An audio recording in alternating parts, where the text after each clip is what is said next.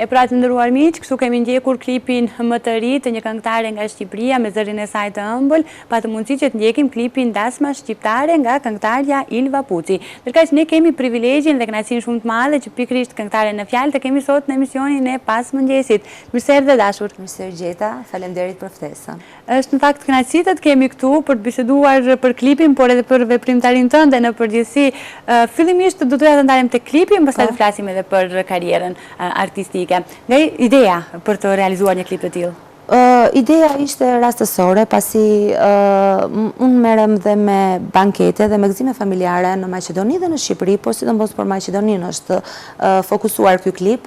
Dhe këtu më lindi ideja se njerëzit dhe nuk të njohin, kur je në një gëzim familjar, thonë po kush je?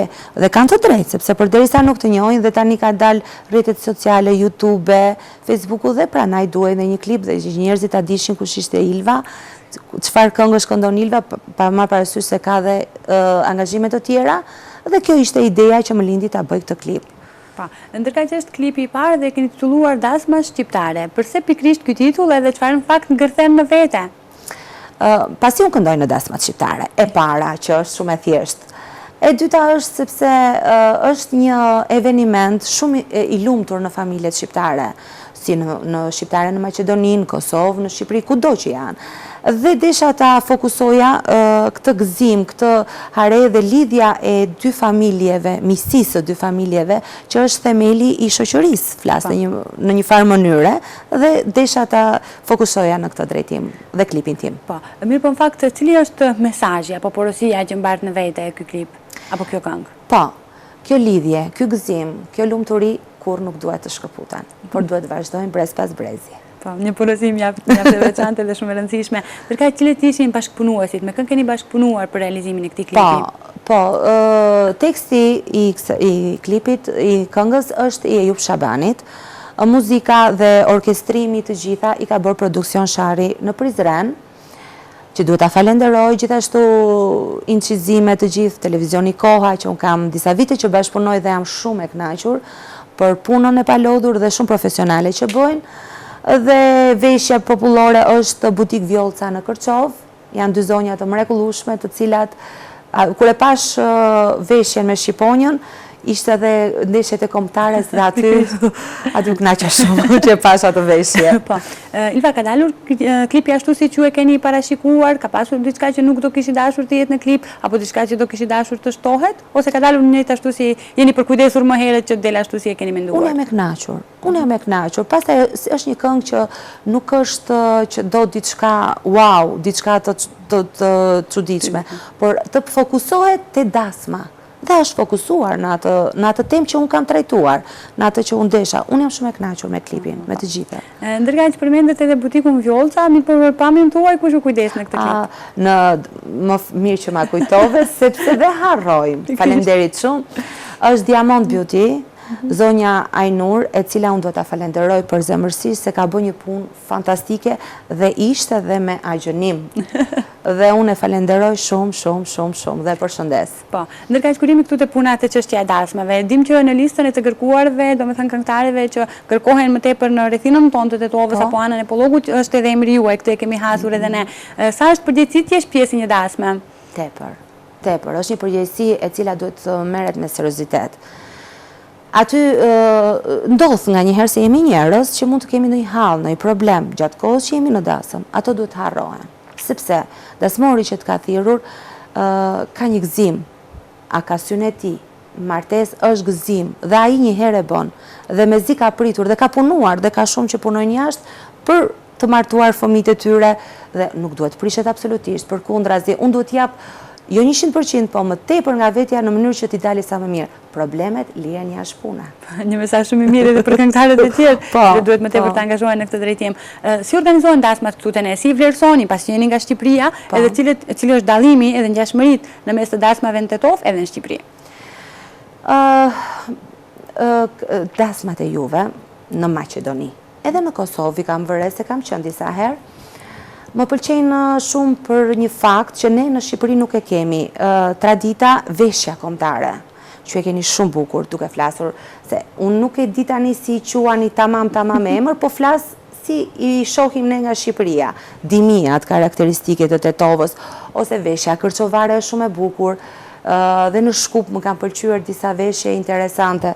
Për zonën e Dibrës nuk e di, po më kanë thënë se dhe aty ka disa veshje shumë interesante. Pra veshja kombëtare që ju e theksoni shumë, mu më pëlqen jashtëmase. Në Shqipëri kjo nuk, jo se nuk ekziston, ka dhe dasma që kanë veshje popullore, po janë shumë pak. Është moderne, klasike, mu më pëlqen shumë. Më pëlqen dhe ajo tradita që keni atë, e kam vërret e dasmat kërçovare, kam vërret edhe në dasmat e grave, në oborët e shtëpive, kur merre dora e nënës. Ajo është shumë e bukur, që ne nuk e kemi, mu më pëlqen se është respekt. Më pëlqen shumë. Disa tipare mjaft të veçanta që ne i kemi dhe që i keni rastisur edhe ju. Në fakt, je pjesë e shumë dasmave. Çfarë të ka ndodhur diçka që do na tregoje sot, do me thënë, qofte bukur, apo qofte edhe jo e mirë, nëse mund të quhet në ndonjë eveniment, apo ndonjë ahenk familjar? Ka ndodhur shumë. Unë do të përmendja një shumë interesante, kështu, se të këshia dhe na ndodhin për brenda. Me dasmorët nuk më ka ndodhur asgjë e keqe, po për brenda ke parasysh në një problem, kështu më ka ndodhur. Por më ka ndodhur diçka interesante dhe meqense është programi i mëngjesit, duhet të them diçka të bukur. Jo. Kam qenë në një dasëm ku nusja ishte nga Tirana dhe dhëndri ishte nga Tetova, nga Poroj. Dhe dasmori donte diçka, domethënë të lutem Ilva, nga që në Tiranë e keni traditën dhe unë dua t'i kënaq Krushit e Tiranës, që dhe ata të dinë se sa bukur kalojnë. Domethënë ishte shumë me merak, okay, tash s'ka problem. Dhe bëra naplonin, donin tiranësit e kanë qef naplonin. Dhe u qua nusja dhe po kërcete me dhëndin, njerëzit e dhëndrit të stepur, se ashtu, dhe thash, si t'ja boj që dhe këta të qohen të kërcejnë, se të dyja Krushit ishin të lidhur afër çiftit. Edhe përmenda diçka, kështu si, ju thoni hajgare, shaka. Bravo Tirana se e mundet e Tetovën. Wow! Dhe u qua në këmbë dhe Krushit, është bë një atmosferë, nuk e di, shumë e bukur. E ke gjetur mënyrën për t'i prekur të pranaj dhe u bë shumë bukur. Për të krijuar një atmosferë dhe më të bukur. Ndërkaq që sa mendoni që kemi muzikë të mirëfillt në vendin tonë, fakt në shqiptari me një fjalë se mund të quhet. Në të gjitha trevat. Problemi qëndron në të gjitha trevat. Muzika ekziston, aty ka qenë dhe aty do ngelet. Problemi qëndron tek ajo s'çaj ne i japim publikut. Nuk është një problem shumë kompleks kjo. Ka hyrë një rrymë tjetër, e cila pëlqehet nga të rinjt, po tallavaja. Kjo është gjithë problemi, gjithë ajo. Nuk mund ta shaj këtë rrymë, sepse është një muzikalitet që i përket një komësie të saktuar, që e ka një komësi, dhe nuk mund ta shaj, por nuk është muzikë shqiptare. Tallavaja.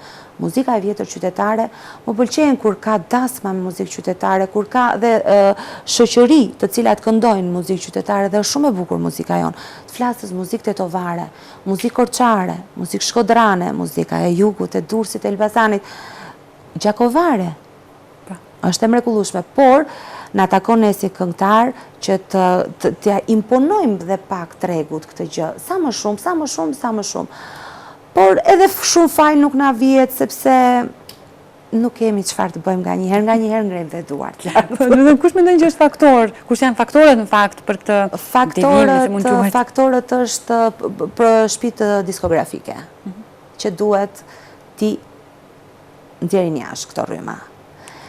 Faktor janë këngëtarët me emër, të cilët duhet, ata janë në drejtimin e muzikës popullore, tamam të mirëfillt, por tregu duke u imponuar nga tregu, sepse dhe kjo është biznes, duhet flasim, dhe ata nuk kanë dhe shumë faj, se është biznes,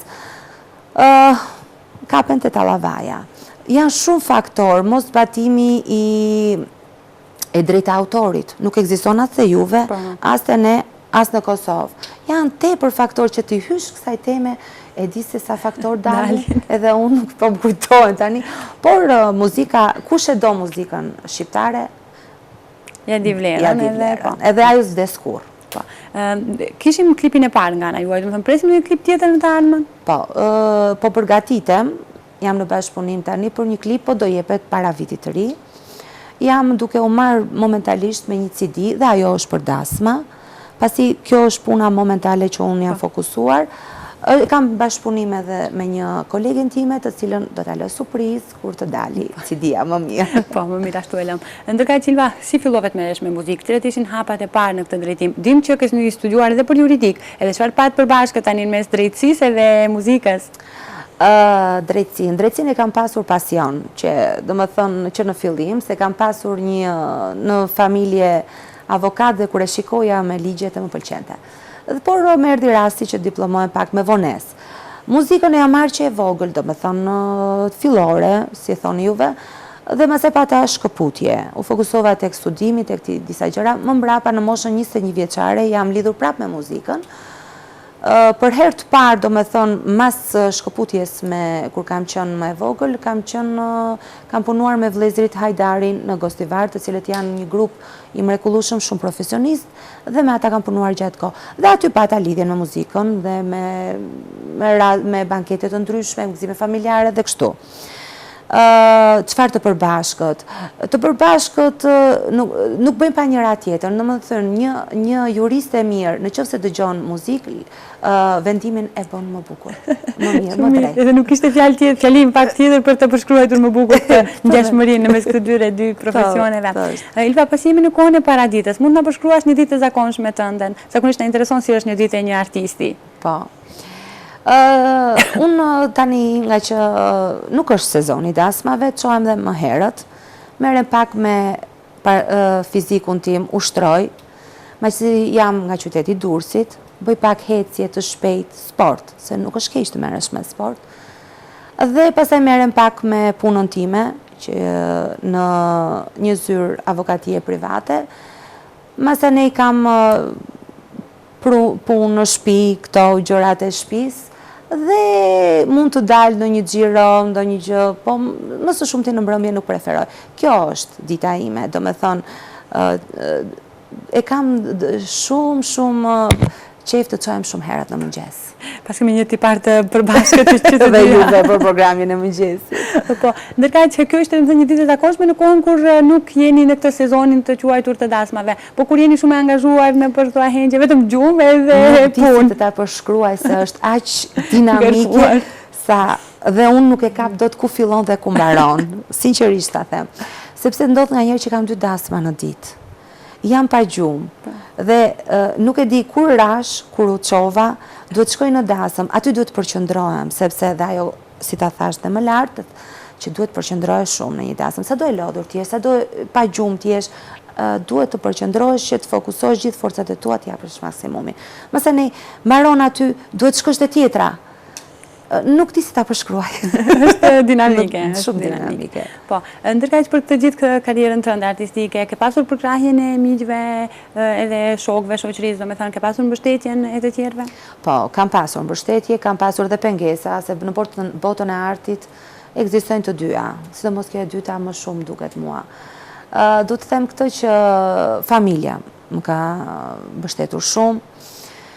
E kam pasur mbështetje, kam pasur kolegë të cilët më kanë përkrahur tepër, po nuk dua të përmend tani shumë sepse mund t'i ngelet ha, mund të harroj të bëj edhe nuk dua ta bëj këtë gjë, por për sa i përket kolegëve në Maqedoni jam tepër e kënaqur sepse me të gjithë që kanë bashkëpunuar kanë qenë shok dhe njerëz të mrekullueshëm. Mendoni në një duel në të ardhmen me ndonjë nga këngëtarët?